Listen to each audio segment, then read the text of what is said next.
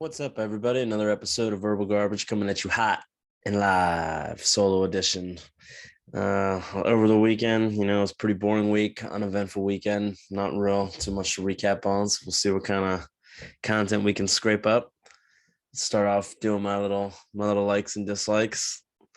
First like we'll do is Peloton/Peloton customer service team. Shout out to you guys. As a seasoned veteran of the retail customer service and hospitality industry, I was very happy with the service I was provided by this gentleman named Drew. Following up, making sure I had everything I needed. I was pretty skeptical about doing it because of, how long the monthly payments were going to be, but I was able to just put $1,500 down. So I only got to do like $24 a month for the next 2 years, I think it was, because I got like a 3-year warranty plan and all that. So super excited for that. And just to go on top of that real quick, obviously I've talked multiple times about living with my parents, and my mom is all on board. I bought her own pair of shoes, so she's so excited. But my dad, right when I brought her up to him, he's like, "We don't have room," and that's all is the dialogue we've had. So I scheduled delivery on Wednesday between 2 and 6, and I'll get done work probably between 3:30 and 4. So I need everybody's prayers for me out there. We need it to be delivered while I'm there, and not just my dad, because that could be an interesting experience for these Peloton delivery men, getting the wrath from Frank Sr. Growing up, we were always, he had the fear of God in us, between me and my brother. My sister, not so much, but my dad was not afraid to take Mr. Leather out for a little ride. And, he would take his belt off, and that's Mr. Leather was his name. And he would whip them together and make the little sound that would just terrify us and get us scrambling in every direction like a little pack of gazelles running from lions. And yeah, we would be terrified, but I tell people I think it's pretty important as a parent to have that fear factor, just for the disciplinary reasons and instilling the respect for your elders. I know whenever I would go to a friend's house or another person's house, and they would always compliment my parents on how well behaved and how respectful I was, excuse me. But I know when we were at home, maybe it wasn't so much the case. Another like over the weekend, we could go on for some of my, real quick to go actually go on top of that. Just talk about like, disapproving and not being a fan of it. My dad always hated like piercings, especially for men, obviously. So I remember like, I don't know, I was in maybe 7th or 8th grade, and we were having like a big neighborhood soiree, and I was just talking to some people, and then I was like, you know what? I just want to finally get my ears pierced. So my sister, a couple of the friends from the neighborhood, we all went back to our house while everyone else was at another person's house. And my sister took, the safety pin and drove it through my ear while I was like biting on an apple to suppress the pain. So I had gotten one of my ears pierced. And I remember I saw my dad saw it, and he's like, "You can't live in this house until you take that out." So obviously I took it out right away. And then later on in high school, I got my ears pierced again. He hated it, kept it for a couple of years, and haven't worn them since. So I still got holes in my ears. They're just inactive. Shout out to Claire's for piercing my ear. I was so scared after what my sister did to me going through all that pain. So finally getting redemption and getting it professionally done was a nice experience. Second like, F-Boy Island season 2. Reality corner. For those of you who don't like reality shows, I'm sorry that you'll have to be inundated with these reality little bits and pieces, but it's a big part of my life. It's a big joy of mine. So F-Boy Island, for those of you who don't know, pretty much season 1 and season 2, the way it works is you get 3 lovely ladies, usually of differing features and tones and descents, and you get 26 men, I believe it is, 13 F-boys and 13 nice guys. F-boys are just, short for fuck boy, just guys who just want to. The whole premise of the show is the girls get to pick guys each week to stay around and not get eliminated, and whoever's an F-boy is an F-boy, who's ever a nice guy's a nice guy. And towards the end of the show, when it starts getting down, like the Bachelor, where you get in the final rose, if she ends up picking the last guy as an F boy, he can either choose to, continue to date her or take the money, the $500,000, and run. And that's what some of the F boys, some of them from season one took the money and run, and now we got season two freshly starting up. Very hard to tell, your F boy meter certainly goes off with some of the guys with their tats and their looks and the way they walk. And shout out real quick to Mikey D. There's a guy on there who's from New Jersey, and he's like, on Bachelor and Bachelorette and stuff, how like it'll show you a job description, and some guys are like realtor or accountant, and then other people will be like social influencer, fitness influencer. One of the guys on there from Jersey's description is martial arts master.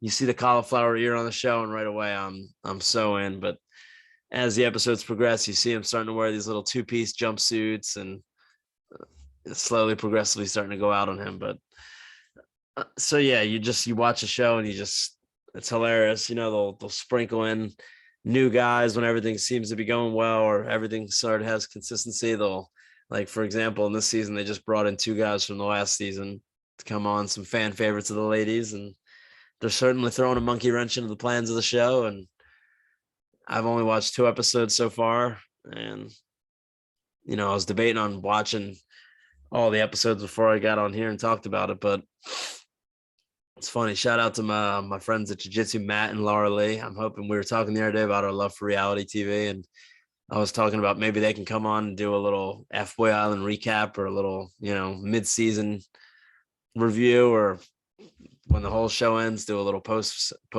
season 2 recap and just chop it up. I love talking about reality. I love watching the TV shows and just the drama, the gossip. It's one of my favorite parts when I used to work in a restaurant, especially like the first restaurant I worked at, Gather. It was like extremely female dominated. So it was just the juice never suppressed. It was constantly being squeezed and pasteurized. We would always be having, this girl took this table and but I don't know, just the funniest. And I would just be sitting there going up to the dishwasher, be like, what'd you hear? What kind of juice? Because you could imagine the dishwasher standing there all night, washing the dishes, scrubbing the plates, getting all the gunk out, while all the servers are coming up and complaining about this, or the busboys are complaining about that. And so the dishwasher is just a constant, steady stream of juice, and I made it a point to smoke several blunts with the dishwashers and always compliment and rap and put on some music and just get in good graces, because I knew they had the fountain of juice, and your boy wanted the gossip and the hot scoop, and I would get it any means possible. The restaurants are just, I was talking to someone the other day about, well, first of all, too, I'm hopefully in a couple of weeks, I'm going to be getting my friend Jeremy on, someone who I've been friends with for a few years, and I still don't say his name properly. It's Jeremy, but I say Jeremy.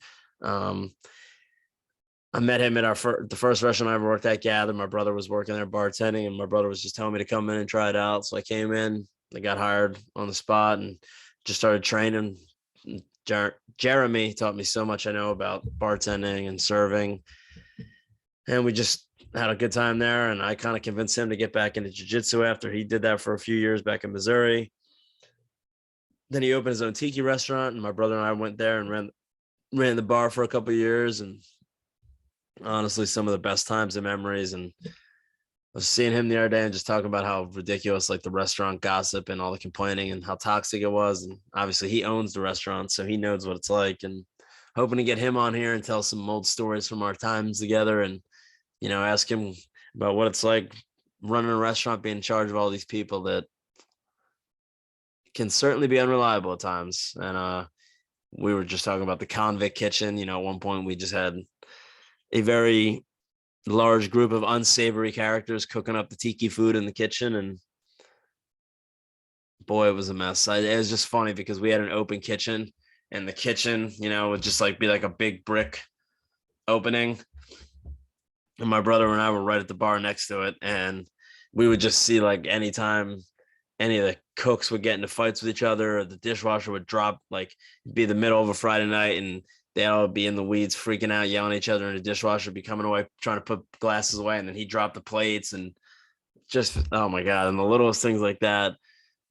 I mean, I remember when one of my buddies growing up always used to tell me, he's like, why do you take such joy in, like, other people's fuck ups or failures? And to this day, it is something like I love watching shows of people getting fucked up or going to a restaurant. Like my favorite thing is just to do is just sit at the bar and watch everyone get in the weeds and just go berserk. And as much as I talk about not liking going to restaurants because of the bad service that you're inevitably going to get 85% of the time, people watching and the drama watching is just insane. Yeah, I remember when I worked at Ember. I probably already told the story, but it's just funny. I got the guy came up to me one day because like when I first started working there, I was like, what do you wear here? And he's like, you can kind of just wear, just loose fitting, like tighter fitting t-shirts or polo shirts and stuff like that. So I just started, I have a ton of like Nike dry fit polo shirts, like golf shirt type of things. And I always just enjoyed working on them. They would, give me the flexi pits where I could shake the tins. And Debbie, you want a martini? Linda, margarita. What else we got? Oh my God, we got Cosmo coming up on aisle 3. Shaking, tin, tin, tin, tin, tin. Double shake, double shake, double shake. Stranger, pour, pour, pour. Yeah, but anyways, like, so I just found it really easy to work in that. And I remember the manager, the owner, he was both. He came up to me one day. He's like, hey man, like, I'm gonna kind of need you to start dressing a little bit more like, and he named the 2 guys that he was talking about. And I was like, what do you mean? He's like, well, I just need you to be like a little more of that hipster vibe, like you're just wearing the collared shirts and they're always having, and these guys I work with would, had the nose rings, the earrings, the bracelets, the band t-shirt, the Nirvana t-shirt on with the painted nails. And so they just wanted me to be all like hipster, I guess he literally is what he said. I still like, to this day, I don't know what it means. And I remember when I told my dad about that, he's like, what, do you want you to dress like a fucking flamer? I was like, all right, absolutely. So yeah, the restaurants. So shout out Jeremy. Hopefully he'll get you come on soon and we'll chop it up and have some fun discussions about the bar life, the server life, King Thief, some of our old stories, good times. But I think I only named the 2 likes so far, and the 2 dislikes I'd like to get to. I went to Farmer Joe's Saturday night. Me and my mother went over there to, look at some fresh trinkets, some fresh fruit, acquire some baked goodies, and just whatever, see what they're offering, And I always kind of get a little triggered. It's not at Farmer Joe's, but it just made me think of it. Like I always bring my own bags. I hate the plastic waste. And my brother's the one who started getting me into that. He wrote, I would drink. I used to be into drinking smoothies because white people love smoothies, and I used to drink smoothies like every single morning. My little get my little Ninja blender and do the exact same. Get the Yoplait smooth yogurt, whether it would be strawberry, banana, blueberry, peach, any of the flavors. Put that in the blender, and I always had like a regimen of how I would put it in. I would always do the yogurt first, then I would do the fruit, and then I would do the juice. Juice always had to be V8 splash. I just came to realize after years, I'm like, dude, I was just making these freaking fruit smoothies in the morning. I thought were like so good and healthy, and it was just nothing but sugar. The frozen fruit with the sugar, the yogurt that had so much sugar, the V8 splash that had so much sugar, but goddamn, they were good. And I would use the little bendy straws every morning, the ones that would, the little stripes on them, you do them and then bend them. And my brother came one morning, he just threw out like 2 boxes of them, and I freaked out and I was so pissed off. I was like, you got to stop fucking using plastic.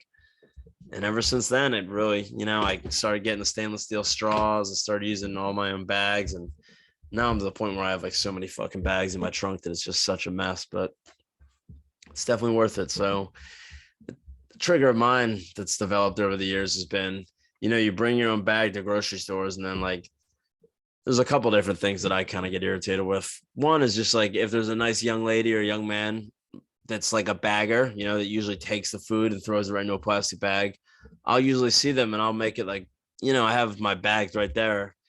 And I'm not trying to steal your, like sometimes I'll even apologize, like, yo, I don't mean to steal your thunder. And they're like, what?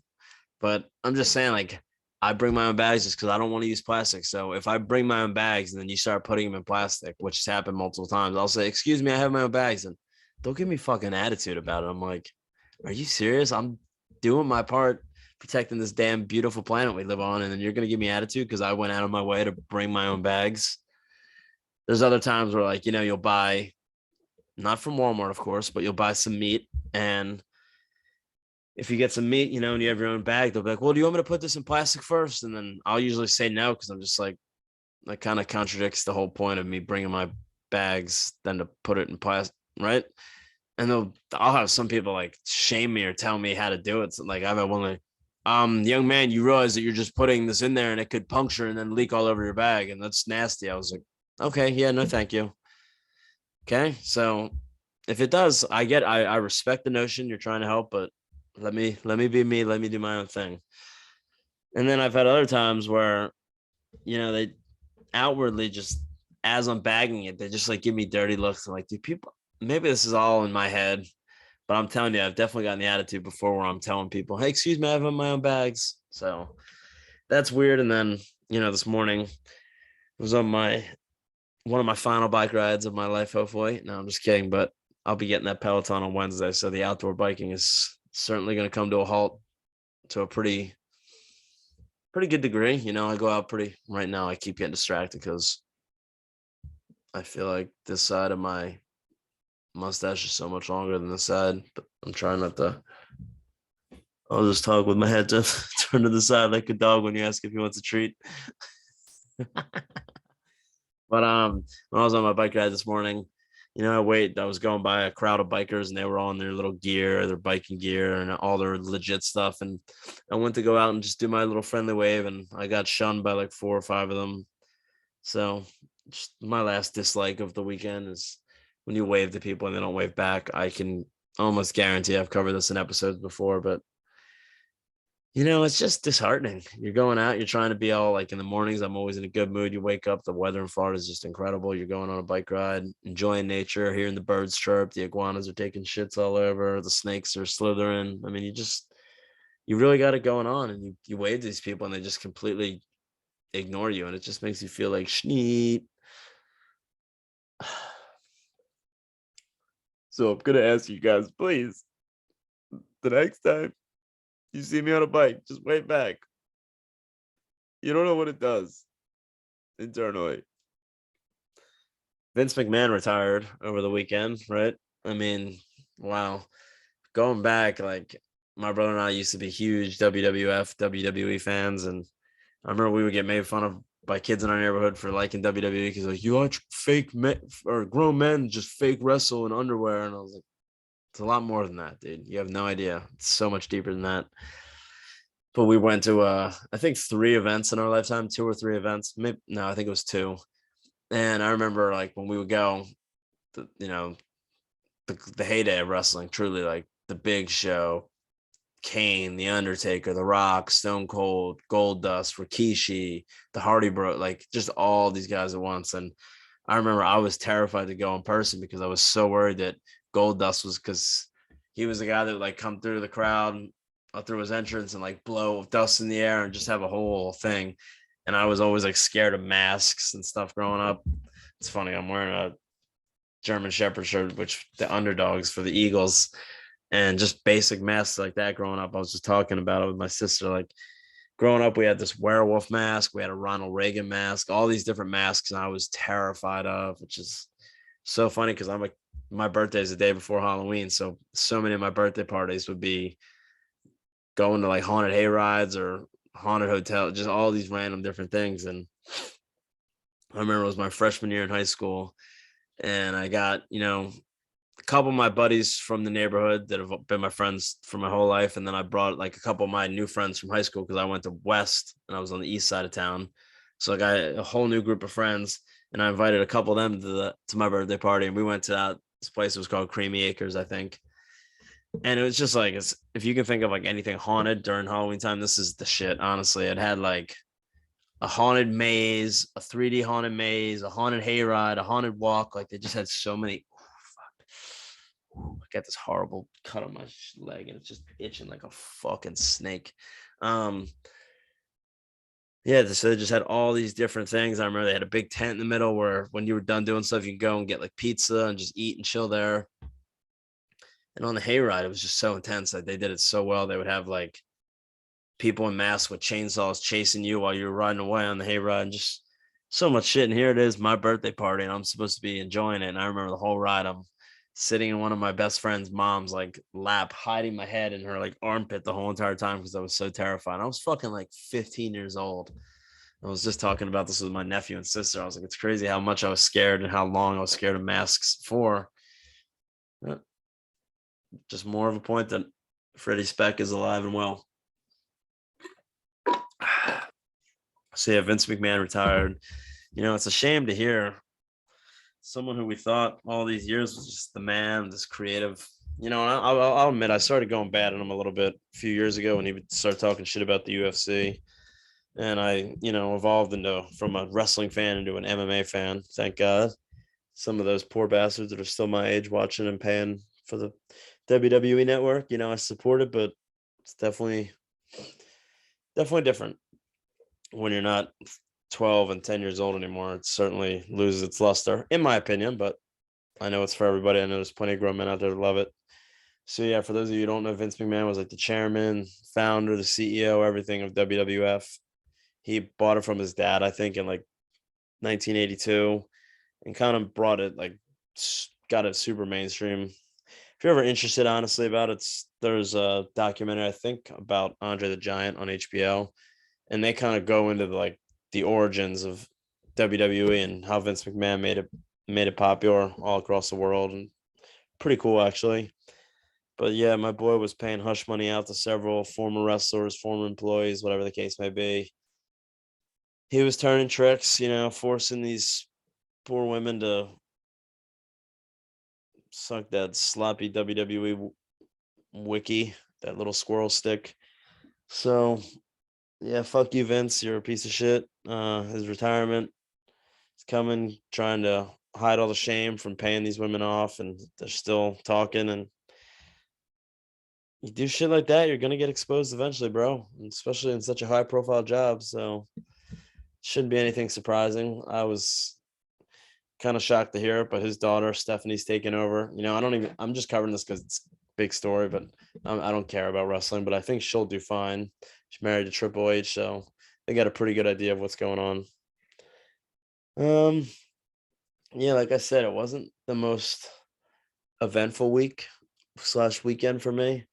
Pretty boring. One thing I do want to talk about is I was talking to one of my customers at work the other day about me smoking meats, and then we just started going into details, and he started telling me I'm doing it all wrong as far as my pulled pork. So I tried to do what he said and do his style. Fuck you, man. I did it yesterday, and it's the first time I've ever had it so far where I could not pull the pork apart. Um, just a nightmare. I did the mac and cheese in the Instapot, which I've been doing, and I add the queso blanco and some milk and just make like a white queso mac and cheese, and then add the pulled pork with the peach bourbon barbecue sauce. It's been fucking incredible every time. But yesterday the pork wouldn't pull. Still had a good flavor profile, and got into chunks, which was fine, but it's so much better when you just get that stringy meat. So Rob, fuck you. I'm sure I know you're rich and I know you got a lot of money, but we got our own styles of smoking, and mine was working very well, and I let my thoughts get influenced by you, and yeah, disappointing indeed. um as far as first week back from Jersey, I didn't get to any gi classes for jiu-jitsu, but I made it to 4 no gi classes. I went to 3 at my gym, and then went to an open mat on Friday at my old gym. Shout out to Carl Vickery, my fucking boy. Let me come in, chop it up, and roll with my guys. A lot of my buddies that go there, and so much fun, between Friday and Saturday morning, Friday afternoon, Saturday morning. I think I did like 16 or 17 rolls. So I just was fucking exhausted all day yesterday watching the UFC. Um, UFC London was on. Patty the Batty, if you guys didn't see it, like the lead up to the fight was hilarious. He's going up against a guy who you know, might have a little touch of some flame in him. Not that there's anything wrong with that, but this is an all-inclusive show. We support it, but Jordan Levitt's definitely a switch hitter, and if nothing else. And him and Patty had a hilarious lead up. Jordan said he was going to twerk in his face if he knocked him out, and then Patty said he was going to teabag him like Modern Warfare. Patty teabagged him. All right. There's a hilarious shot going around where he's sinking in the rear naked choke, and then Dave Portnoy, the owner of Barstool Sports, who I think they like sponsored Patty, so Patty's like one of their guys, a Barstool athlete, But it's funny because Patty's getting the choke out there, and then Dave's in the background with the little blonde Beetle wig, the Patty wig on. It's fucking hilarious. Earlier on that main card, Molly Meatball, she was on again. Another amazing finish. She's just so fun to watch, and seeing the way those crowds at the O2 Arena react when they're there, super dope. Another main event, 2 weekends in a row now that ended short and injury. Another main event as well that looked like it was going to be an amazing fight. Unfortunately, Aspinall, I think he threw an overhand right, and then on the way back, he stepped back. Something happened to his knee. He was in insane amounts of pain, it looked like. So I don't know. Bisping, I think, said that they were talking to a doctor, and I think whenever the grimacing is that bad and the pain looks that bad, it's usually an MCL tear as opposed to an ACL or a PCL. So it's just really unfortunate. Young up and coming heavyweight fighter, a lot of potential, home fight, big name opponent, number 2 guy, I think, or number 3, and just ended like that. So sucks to see that, but another pretty good UFC card. I believe this weekend coming up, there's a pay-per-view, or it's Nunes and Pena, and Brandon Moreno and Kai Kara France for the interim title. I'd personally be shocked if Nunes doesn't win. That was so crazy in the moment watching Pena beat her up on the feet, which nobody expected at all. Because Nunes, you guys, for those of you who don't know, she battered Cyborg, who was like considered the baddest female ever, baddest female fighter, and Pena just destroyed her, or excuse me, Nunes destroyed her. Nunes is much, she's very diverse. She's amazing striker. She's got the power like a fucking 155-pound man, 170-pound man, honestly. And then her ground game, pretty good. Her jiu-jitsu is pretty deadly, but Pena is known for her wrestling. And, we thought she was going to try to grapple, take her down, and maybe control her like that from the top. But she was striking with her, beating the shit out of her standing. And then she fucking took her down and choked her out without any hooks, meaning she got a rear naked choke on her, but she didn't have any of the legs around her opponent's legs, kind of keeping her still. So that rematch has happened July 30th, this coming weekend. Pretty excited for it. I know my brother's going to be off, so that'll be fun anytime we get to watch UFC with my brother, myself, and my dad. It's always a good time. Card itself, pretty good. Nothing crazy as far for a pay-per-view, but I'll be excited. I'll be watching it. Football season's only a couple weeks away now. I mean, we're officially we're getting closer to the August. Then once August comes around, we got about 6 more weeks, so 5 weeks. So we're about the 5 to 7 week mark now. Cannot wait. Other than that, my parents had a little game night we were doing. I've been talking about a couple times, and play with 2 people from the neighborhood that I've never really played with, and they ended up, being a fun time or getting lit off their light beers. Mick Ultras, Miller Lights, and just fun game called Farkle that originally got into by a bar guest of Curtain Eyes. They would bring in this dice game and play it while they were sitting there waiting for food and shit. And we just got into it, got my mom into it, and it's just a fun game now that we love playing. So if you guys haven't checked it out and you're a big fan of games, board game, it's not a board game. If you're into any kind of game like that, it's called Farkle, Farkle. So much fucking fun. Essentially, you're rolling 6 dice and you're just trying to get a 1 or a 5 to keep your hands alive. And there's different hands, like a large straight, 2 3s of a kind, or 3 2 of a 3 pair, all these different things. And you get more points depending on it. And you can keep re-rolling your hand as long as you get a 1 or a 5. And if you get a 1, then you put the 1 aside, put the other 5 dice back, roll again. If you get another 5 or a 1, then you keep your hand alive. So it's a fun game. It's exciting. It's a lot of gambling, a lot of risk taking. And as I talked about, it's just so much more fun when you play for money. I'm not acting like I'll be playing $10,000 hands. You bring, 21s to a game night and you start putting out poker chips and just playing for either 10-cent or dollar hands and 50-cent hands, and just makes it so much more competitive when you got some cheddar cheese on the line, So yeah, pet sitting's been going good. Just was over there watching some TV, chilling on the couch, let the dogs out, took them for a walk, picking up some of the shit that's accumulated in the backyard. And terrible strategy going into it. I took the long big trash bags that I've been using to clean the kitty litter with, scooping the little filter cup, dumping the cat shit into the bag. And then So I took a couple of the big trash bags for the dogs. And after you do like one or two piles, like, oh, now you're like fucking picking up shit with shit. So it was fucking, I was mixing like new and oh, disgusting. So when I go back, I'm definitely going to get single bags and just do it that way. Big mistake going in.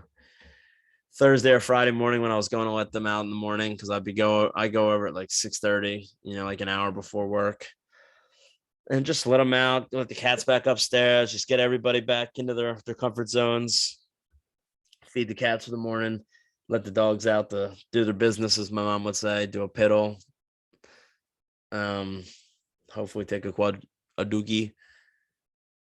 But when I went to let him out the other day, Chive, the girl dog, she ran and jumped in the pool, and I didn't want to let the dog in the house wet, obviously, so I just stayed out back with her for like 25-30 minutes while she dried off. Oh, it was a nightmare. It made me so anxious and just, I thought I was like gonna be late, and we don't punch a clock for the job I do, so you can't really be late, but you know what I mean. I'm regimented. I like being out the door, get on the truck. I'm ready to go by 7:30 every day. That's kind of the goal. And when shit happens, shit happens. It's not the biggest deal. I got a super laid back boss who's always saying, we don't punch a clock, but you're showing up to stops each week that are assigned, and you kind of like to be consistent, as at least I do. And the earlier you start, the earlier you can get done. And if I can get done at 3:30, 4 o'clock, and as opposed to 5, then that gives me an hour before jiu-jitsu to be able to come home and do a podcast. And it's kind of the goal. I got some fun ass episodes coming out. This week's episode, I had a wonderful young lady on named Franny from Canada. Yeah, that's right. And she's now living in the Pacific Northwest.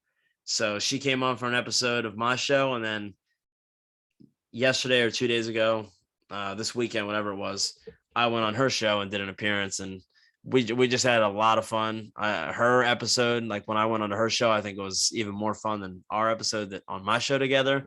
So what I'm planning on doing right now, I think, is kind of do a double release, have them. I'm not sure if I'll stitch them together, like have the guy I'm working with editing stitch them together, or if we'll just do them. I'll just release mine and then release hers right after. Just call it like the bonus episode, the Franny Double Deluxe or something like that. But so that one, and then I had my boy Tay on, who I met through Reddit. Shout out to you, Tay. Wordplay 187, up and coming rapper from North Carolina. So we just came on, chopped it up for a little bit, had a good conversation, all over the place, as you could imagine. My boy Matt from one of my Snap-on customers, who was formerly employed by doing mechanic work, and now he's transitioning into the dispatcher life. He's got his own company, motorsport company. He came on. We had a really awesome discussion. He kind of talked about his entrepreneurial spirit, and I was able to ask him some good questions, I think. And yeah, got one plan tomorrow to do. I mean, I'm just going to be constantly getting as many people as I can on to talk. I just had a gentleman reach out who's been living in a Prius for multiple years, between North America and Central America, I think he said. I've got a girl that reached out that she's been living in people's houses and not paying for years. So that freeloader life really intrigues me.